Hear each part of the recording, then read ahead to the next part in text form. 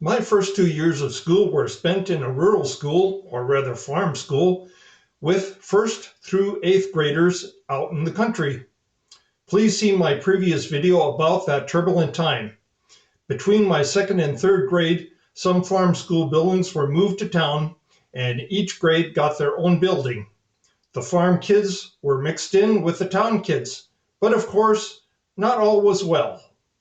There was a bully who was a fourth grader, so he was a little bigger than us puny third graders. He loved to beat on us boys during recess.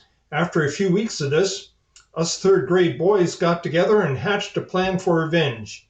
The day came, we synchronized our watches, put scarves over our faces, put our hands together in a circle, and hooah, we were locked and loaded. We sent one kid out to get the bully's attention, so the kid yelled out, "Hey, you, come and get me, you piece of chicken." The bully ran after the kid. The kid led him to the back of the schoolhouse where a bunch of us third graders are waiting to ambush the bully. He came around the corner. We jumped him from the high snowbanks there. This was North Dakota in the middle of winter. I was one of the gang beating on the bully, and boy, it felt good hitting him over and over while I played in my head all the times he beat on me. After a good long while, he was able to get up and run away all bruised with a bloody nose. He never bothered us again. His sisters were in our school too. They yelled at us and cried how he has a wart on his neck and we would have killed him if we had hurt that wart. All we did was strut around all proud of ourselves. They tattled on us too, but nothing came of it. I think the teachers knew what was going on and were secretly glad we beat them up. Like I mentioned, up until then, I liked school. Then in the third grade, things changed and I started to really learn to dislike school. I could say I hated it, but that's a strong word. You see, we had a mean teacher who didn't seem to like me, and she was a believer in the old ways of tormenting kids she didn't like. I guess she thought I was a spoiled brat. Can you imagine that?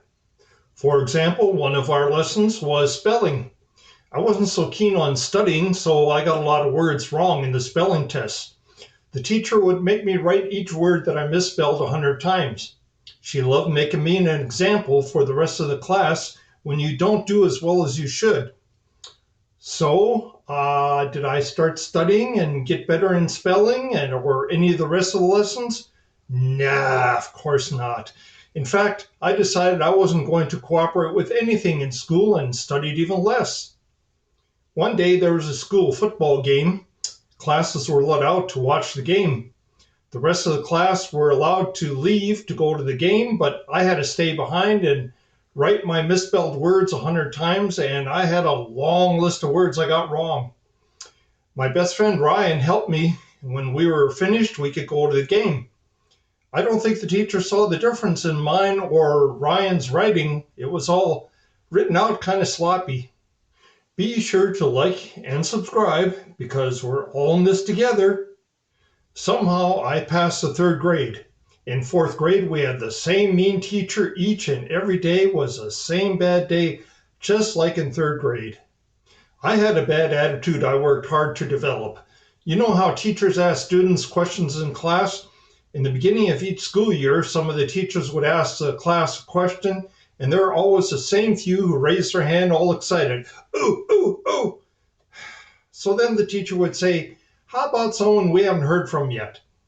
The teacher would look around the room. I'm trying to hide my face, thinking, please, not me, not me.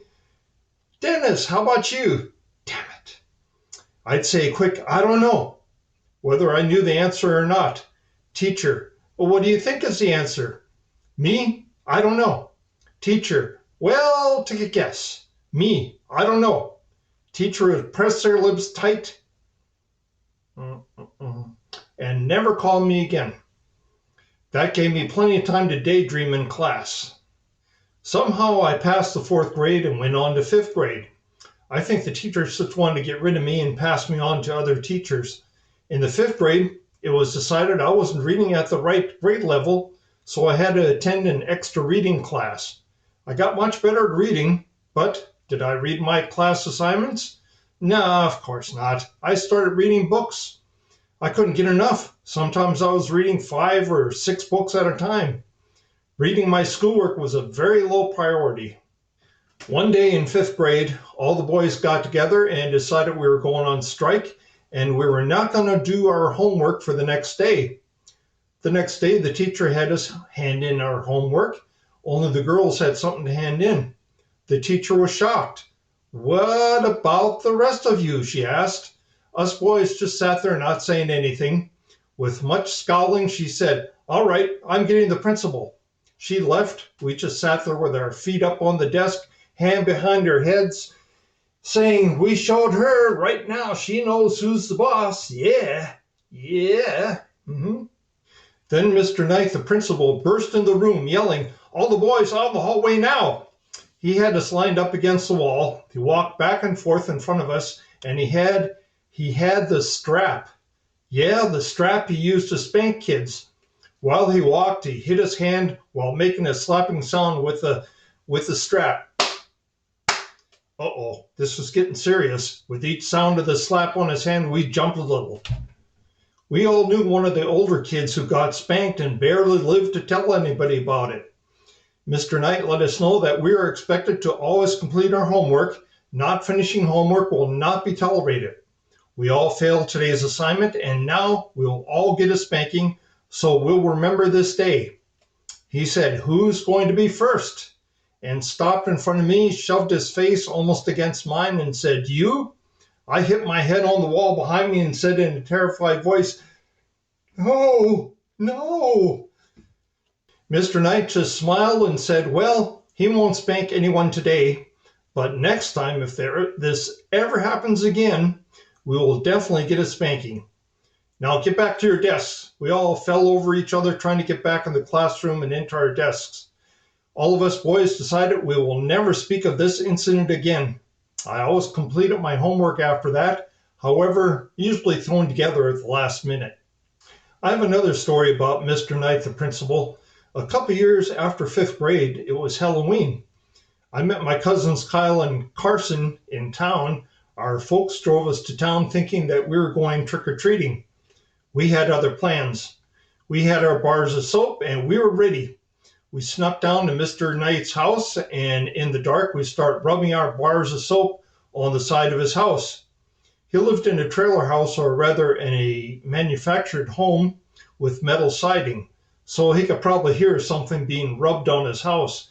He came out and yelled, "Who's there?" We took off running. We were sure he really didn't get a good look at us in the dark and won't know it was us. The next school day, I just got finished in class and I was cooling it in the hallway. I felt a heavy hand on my shoulder, and there was Mr. Knight. "You were at my house on Halloween." I looked as innocent as possible and just said, He said, "Oh, I know you were. Your cousins already told me you were there too. On Saturday afternoon at 1 o'clock, you're coming to my house and washing everything off, and I'm calling your parents." My folks drove me to town on Saturday afternoon. That was after I got yelled at a whole lot. Mr. Knight gave us buckets, rags, and soap, and Kyle, Carson, and me went to work. Well, other kids had rubbed not just soap on his house, but wax too. The soap came off easy, but not the wax. You know, wax on, wax off. Yeah, a whole lot of scrubbing. Later, Mr. Knight brought us a pizza for a snack and told us we did a good job. My cousins and I said later that maybe Mr. Knight wasn't such a bad guy after all. This will be continued in my next video. Please watch for it.